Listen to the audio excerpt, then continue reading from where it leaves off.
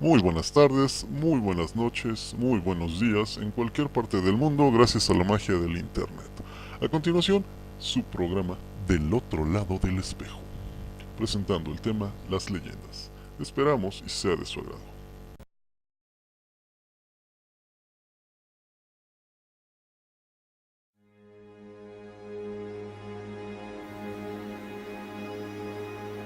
Dice una frase popular y antigua que las armas las maneja el diablo. Sin embargo, esta historia gira alrededor de un coronel que allá en los años 30 del siglo pasado quiso deshacerse de un fantasma con su arma de trabajo, perdiendo su incredulidad de manera terrible. Esto sucedió en el interior de lo que ahora se conoce como el exconvento de la Merced. La anécdota fue referida por uno de sus habitantes de esa época, el famoso pintor Gerardo Murillo, mejor conocido como el Dr. Ack. Atl solía encerrarse las horas en su estudio pintando sus lienzos, y para despejarse, de vez en cuando paseaba por diversas zonas del exconvento, recorría los amplios pasillos y sus preciosos arcos, deleitándose con ellos. Algunas veces se entretenía reflexionando sobre los antiguos frailes mercedarios, que siglos anteriores vivían en el lugar y se entregaban enteramente al servicio de Dios y la Iglesia. Pero lo que de repente le atacaba la curiosidad era la supuesta presencia de lo que la imaginería popular llamaba el fantasma del convento, y que Ángel, el portero del lugar, y su esposa afirmaban que era uno de los habitantes infaltables del convento. Una tarde, que Atl descansaba de su paseo para regresar a pintar, vio desde uno de los balcones del piso superior la llegada apresurada del coronel y su asistente, que venían de cumplir sus deberes en otro lugar. Parecía haber cierta tensión entre ellos. Entraron primero a su cuarto y en unos momentos salieron con paso firme hacia el patio central del exconvento, discutiendo acaloradamente. Hasta que algo llamó la atención del asistente e hizo que se detuviera en seco. El mismo coronel, extrañado, se paró e increpó a su asistente. Luego volteó y miró hacia uno de los arcos vacíos. Atl se extrañó de esa situación.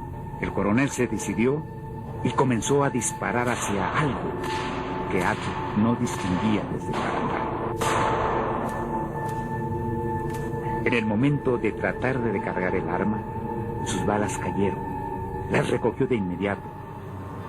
Apuntó, pero algo lo detuvo y una asfixia lo sorprendió. Sin querer, tiró el arma y trató de librarse de lo que parecía sujetarlo. Atl y el asistente estaban estupefactos ante tal suceso. El coronel de repente se desplomó y exhaló su último aliento. El asistente se desmayó. Atl salió de su sorpresa y corrió para ayudar, demasiado tarde. La escena se desarrolló con tal rapidez que Atl no atinó a saber quién había estrangulado al coronel. Pensó que debía registrar los pasillos, los cuartos. El portero y su esposa acudieron pronto al patio y Atl les platicó, aún nervioso, los hechos al detalle, hasta que fueron interrumpidos por el comisario, que llegó alarmado desde la comandancia cercana al convento al escuchar los disparos. Al verlo, todos se agolparon a su alrededor y le explicaron lo sucedido. Pero el comisario, desesperado, no dudó en sentenciar: ¡Momento! Todos quedan detenidos. Sí, señores. Así es la ley. En la comisaría, nadie creía en el testimonio crédulo y firme de Ángel, que primero habló del coronel y su asistente, y luego de los certeros espantos y leyendas del lugar, entre las sonrisas irónicas del comisario, y mucho menos creyó el testimonio de Atl, quien por su aspecto descuidado les creaba desconfianza, y tal vez por eso el comisario sospechaba que él era el asesino del coronel. Solo el médico de guardia parecía tomarlos en serio. A pesar de ser lo más convincente posible, el comisario determinó que Atl quedaría prisionero por ser su principal sospechoso. En su desconcierto, Atl tuvo una brillante idea. Sugirió de inmediato que compararan las huellas de su mano contra las marcas del cuello que el coronel tenía, con tal de rebatir la supuesta culpabilidad que le imputaba. El comisario consultó con el médico y parecía una buena opción para resolver el crimen. Bajo la autorización del comisario, se hizo la respectiva comparación, y para su sorpresa, el tamaño de la mano de Atl no coincidió contra las huellas más grandes que el cadáver del coronel tenía en su cuello.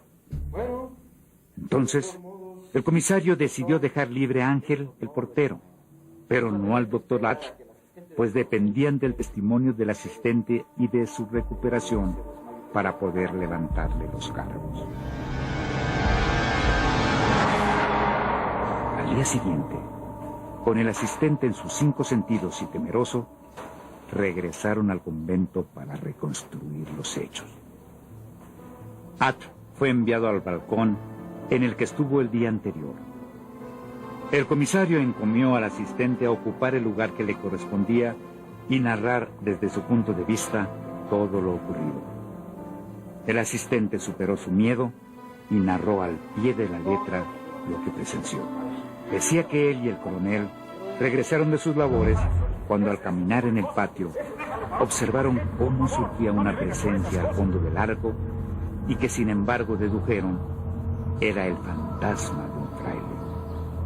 El asistente dijo que el miedo le impidió moverse y el coronel decidió dispararle una y otra vez, pero en cuanto se le acabaron las balas, el fantasma se le apareció enfrente y lo ahorcó con su gran mano. El asistente estaba estupefacto como para pedir ayuda a Atl hasta que se desmayó y el coronel murió irremediablemente. ¿Usted cree que me voy a tragar? ¡Uy! ¡Quita! ¡Llévatelo! Ángel, el portero, y el médico ayudaron al asistente a volver en sí y se encargaron de llevarlo a su cuarto para que recogiera sus cosas y las del coronel. Terminada la diligencia, el comisario absolvió de toda culpa al doctor Atl, pero no estaba satisfecho a pesar de que todo coincidía. No podía echarle la culpa a un fantasma de tal crimen. Necesitaba encontrar al culpable en el mundo real, no en formas intangibles. Bueno, creo que por el momento queda libre. Pero voy a estar al tanto, ¿eh? No se preocupe, con permiso. Ok.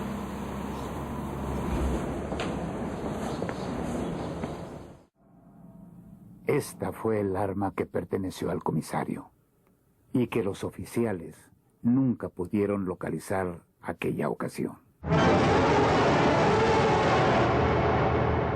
Con el tiempo, el portero la encontró debajo del arco y decidió guardarla hasta que la necesidad lo llevó a empeñarla.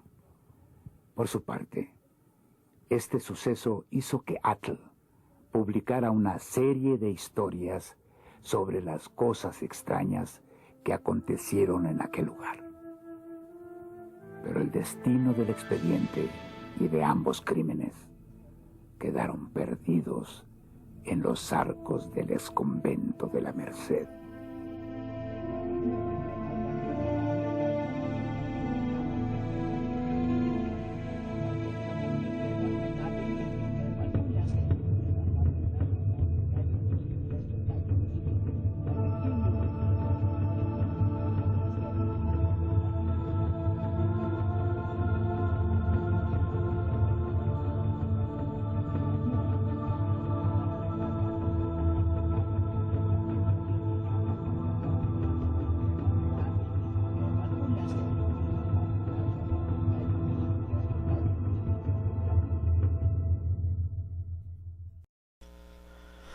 usando las TICs y las TACs en la clase de español. Introducción. Todo pueblo tiene su propia historia y en todo pueblo existe la gente que habla de su historia. La leyenda son generalmente anónimas, es decir, que no se sabe quién las creó. Esta presentación contiene información relevante sobre las leyendas y sus características. ¿Qué es una leyenda? Es una expresión literaria primitiva, originada en la tradición oral de los pueblos en los que se mezclan hechos históricos con sucesos imaginarios. Se transmite de forma oral.